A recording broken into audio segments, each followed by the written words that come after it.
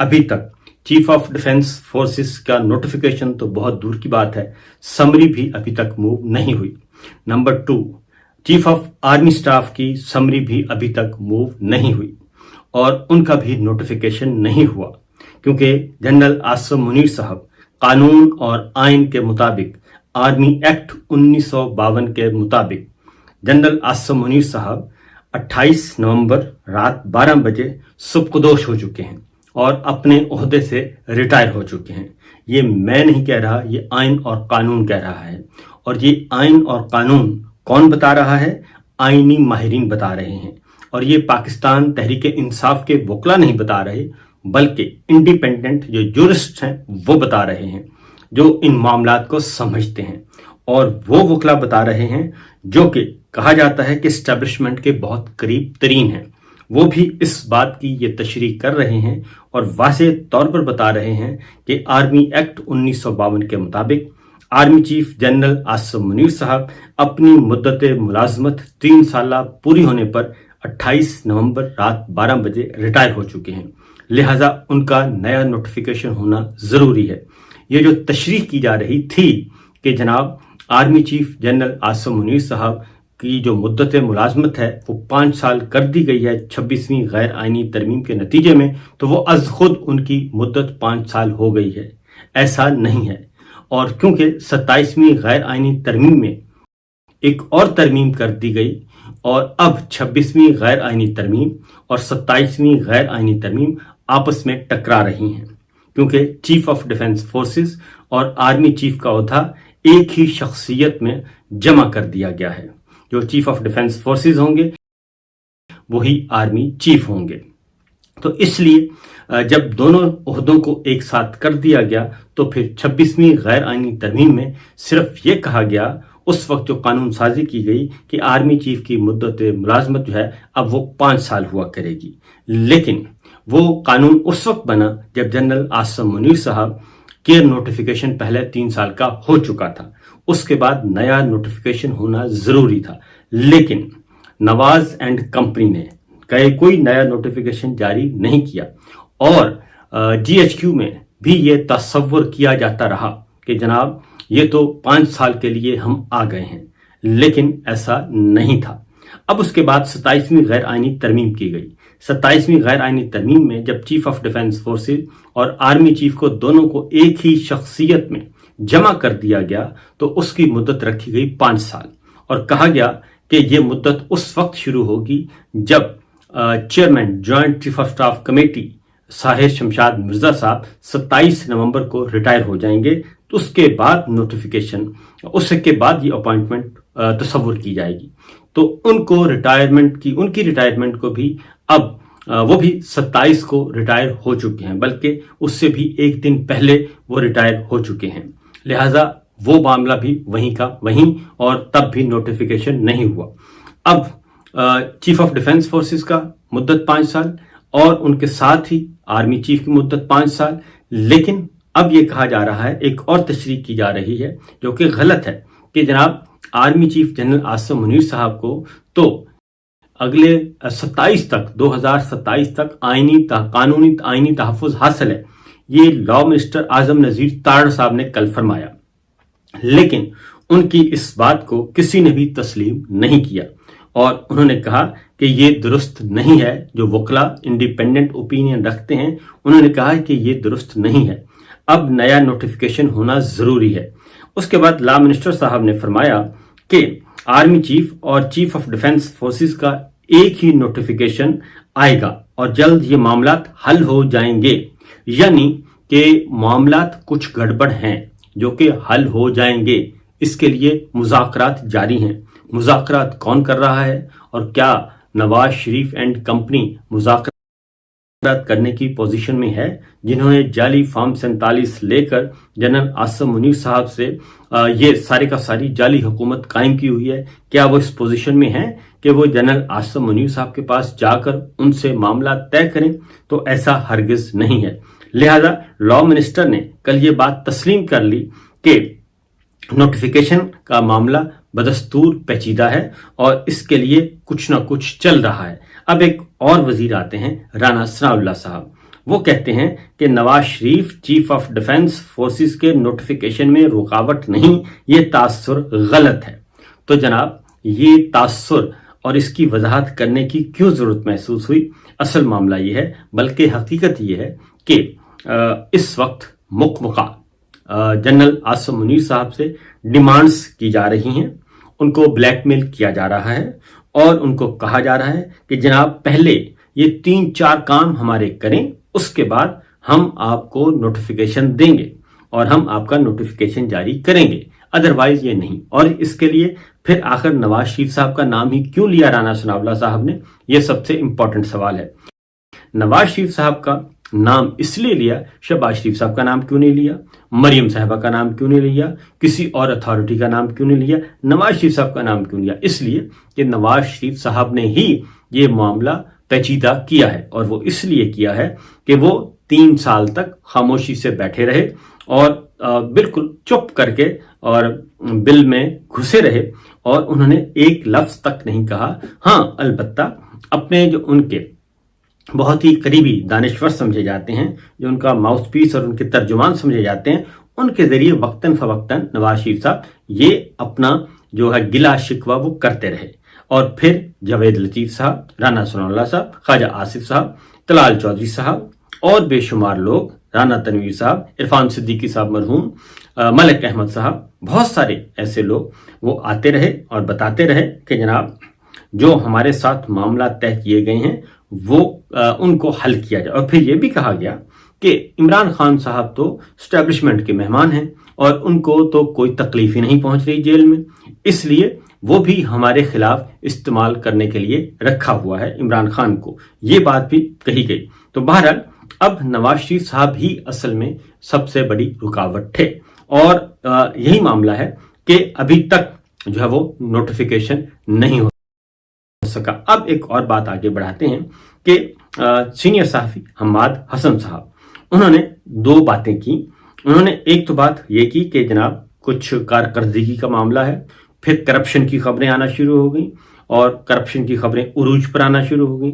उस वक्त भी हमें हैरत हुई कि आखिर ये रजीम जो है करप्शन तो इनका इशू है ही नहीं, ये तो उन तमाम लोगों को सीने से लगाते हैं जो करप्ट हैं, करप्ट टोला हैं। इन्होंने तो क्लीन चिट दी, चलते मुकदमात जो हैं अदालतों से उठवा के वो दाखिल दफ्तर किए और सबको बरीज़िम्मा करार दे दिया। तो इसलिए करप्शन का मामला नहीं है। तो फिर कहा गया कि जनाब मोहसिन नकवी साहब आपके हैं और वजीर खजाना भी आपके हैं, तो ये सब आपके हैं, तो फिर आप जिम्मेदार हैं। तो ये तलाल चौधरी साहब को भी इसलिए बनाया गया था नायब वजीर दाखिला यानी कि वजीर ममलिकत, इसलिए बनाया गया था कि उस वक्त भी मियाँ साहब मरीम साहबा नाराज हो गई थी और मरीम साहबा ने कि इनकी कुट्टी भी हो गई थी। फिर याद होगा आपको मोहसिन नकवी साहब रायवंड गए थे, मियाँ साहब से मुलाकात की थी और मरीम साहबा से मुलाकात की थी और मामला रफा दफा कराने की कोशिश की गई थी। लेकिन जब एक दफा फूट पड़ जाए तो फिर वो फूट रहती है, वो फिर मामला आगे बढ़ता है और उससे फिर पीछे हटते नहीं। बिल्कुल उसी तरीके से जनरल बाजवा ने जब जनरल फैज हमीद को हटवाना चाहा और उनकी जगह पे जनरल नदीम अंजुम को DGISI का सरबराह बनाना चाहा, तो उस वक्त इमरान खान साहब ने उसको डिले किया और कहा कि इसको नवंबर तक रुक जाएं। लेकिन उनकी ये बात नहीं मानी गई और उन्हें कहा गया कि नहीं, आप अभी और इसी वक्त जनरल फैज हमीद को तब्दील करें। जनरल फैज हमीद को फिर इदारे की तरफ से भी प्रेशर आया कि जनाब आपके खिलाफ फिर फौजी कार्रवाई भी हो सकती है। लिहाजा जनरल फैज हमीद साहब ने सरेंडर किया और वो जाके GHQ बैठ गए और उनकी जगह जनरल नदीम अंजुम आ गए। और उसके बाद फिर जनरल नदीम अंजुम और जनरल बाजवा ने रजीम चेंज ऑपरेशन का जो मामला था उसको आगे बढ़ाया और रजीम चेंज ऑपरेशन मुकम्मल किया। और फिर जो बदतरीन किस्म की फस्तायत, इलेक्शन चोरी, वो सब का सब फिर पहले जनरल बाजवा साहब के साथ नदीम अंजुम साहब थे और फिर नदीम अंजुम जनरल आसिम मुनीर साहब के हो गए और इस तरीके से बहुत ही ज्यादा जो है वो फस्तायत बर्पा की गई। तो लेकिन ये भी हुआ और फिर उसके साथ आगे बढ़ते हैं। तो अब मामला क्या है?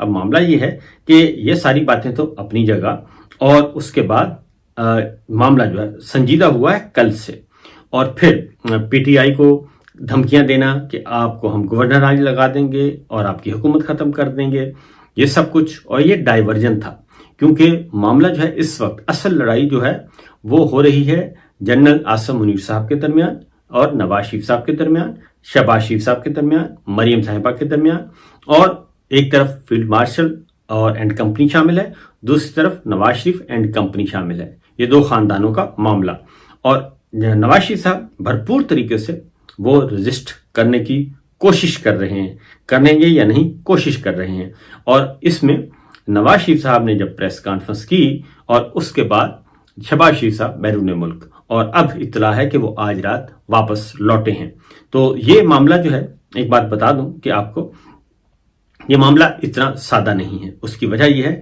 کہ ایئرپورٹس کو سیل کیا ہوا ہے اس وقت، اصلاً امور مملکت جو ہیں وہ جنرل عاصم منیر صاحب کے پاس ہیں، گو کہ انہوں نے وردی اتار دی ہے، وہ وردی میں نظر نہیں آ رہے، اور مصر کے وزیر خارجہ کے ساتھ انہوں نے سادہ کپڑوں میں، سول کپڑوں میں ملاقات کی، وہ از خود ایک بہت بڑا سائن تھا، اور انہوں نے سادہ کپڑوں میں ملاقات کی اور بتایا کہ وہ ایکٹیو ہیں اور امور مملکت وہ چلا رہے ہیں۔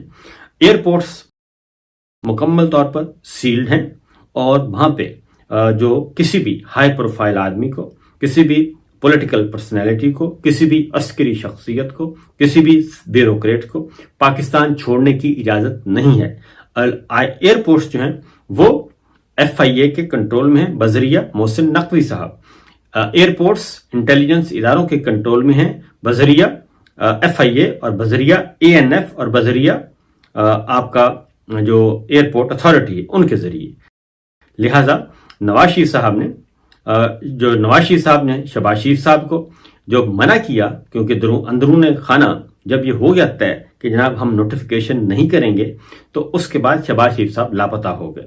اب اگلی بات یہ بتا دوں کہ جاتی عمرہ والے جو مقیم ہیں وہ بھی آزاد نہیں ہیں، اور ان پہ بھی یوں سمجھیں کہ وہ بھی اپنے گھروں میں غیر اعلانیہ طور پر نظر بند ہیں، اور اب وہ حرکات و سکنات نہیں کر سکتے، اور ابھی تک ہمیں نواز شریف صاحب کی پریزنس کہیں بھی نہیں آئی، کوئی میٹنگ کرتے ہوئے نہیں آئے، کوئی خبر نہیں آئی کہ کوئی وہ ایکٹیویٹی کر رہے ہیں، اور اسی طریقے سے مریم صاحبہ بھی مکمل طور پر خاموش ہیں۔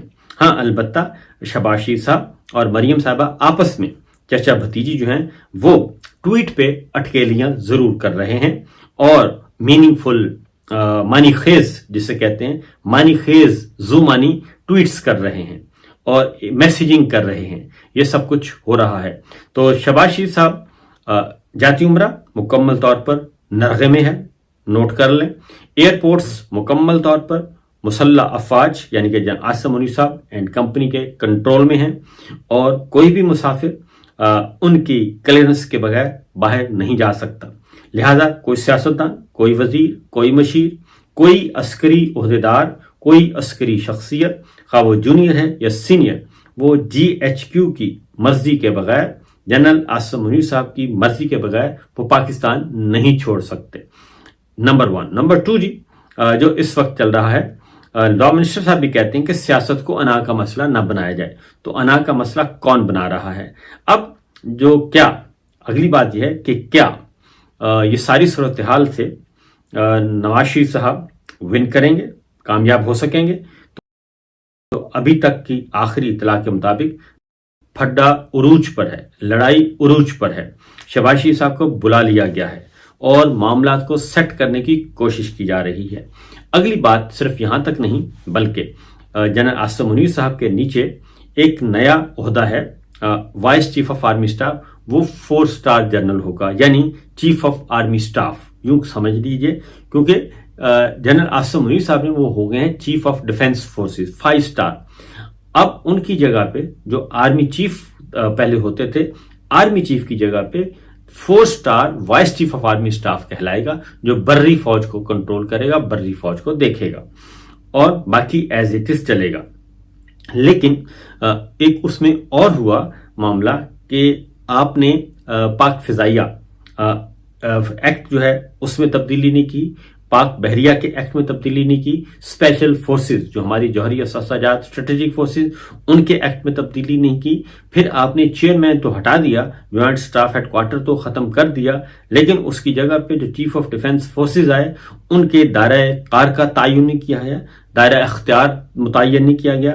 اگر وہ ان کو اس سیٹ پہ بٹھانا ہے جس سیٹ پہ chairman joint chief of staff committee بیٹھتے تھے اور ان کا دائرہ اختیار وہی ہے، تو پھر جنرل عاصم منیر صاحب کے پاس تو کچھ بھی نہیں ہے. وہ تو پھر بے اختیار جو ہیں وہ کہلائیں گے چیف آف ڈیفنس فورسز، کیونکہ اس کے بعد وہ معاملہ پھر اس حد تک نہیں جا سکتا کہ جس کی وجہ سے جنرل عاصم منیر صاحب جو اختیار لینا چاہ رہے تھے وہ اختیار تو نہیں ہے. نہ پاک فضائیہ ان کے اندر، نہ پاک بحریہ ان کے اندر، اور نہ ہی اسپیشل آپ کے بری فوج ہے وہ ان کے اندر. کیونکہ اگر vice chief of army staff کا کیا جاتا ہے نوٹیفیکیشن، وہ آ جاتے ہیں، تو پھر vice chief of army staff جو ہے وہ ان فیکٹ آرمی چیف کہلائیں گے. تو یہ صورتحال چل رہی ہے، یہ ڈیفیکٹو اور ڈیجورے کا معاملہ ہے. تو لہٰذا عمران خان صاحب جو ہے وہ ان کا معاملہ یہ ہے کہ عمران خان صاحب پہ ملاقاتوں پر پابندی ہے، اور آج منگل کا دن ہے، ملاقاتیوں کی فہرست بھجوا دی گئی ہے. اور نمبر 1 نمبر 2 آج فیملی کی ملاقاتوں کا بھی دن ہے، اور تینوں بہنوں نے، علیمہ خان صاحبہ اور ڈاکٹر عظمیٰ اور نورین صاحبہ نے، سب نے یہ کہا ہے کہ آج اگر ملاقات نہیں ہوگی تو ہم اڈیالہ جیل سے نہیں ہٹیں گے. اس کے ساتھ ساتھ آج اسلام آباد ہائی کورٹ میں MPAs, MNAs, ticket holders انہوں نے بھی جانے کا اعلان کیا ہے، سینیٹرز نے.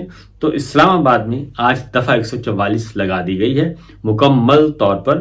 وہاں پہ کہا گیا کہ جی کوئی بھی چڑیا بھی پر نہیں مار سکے گی. اور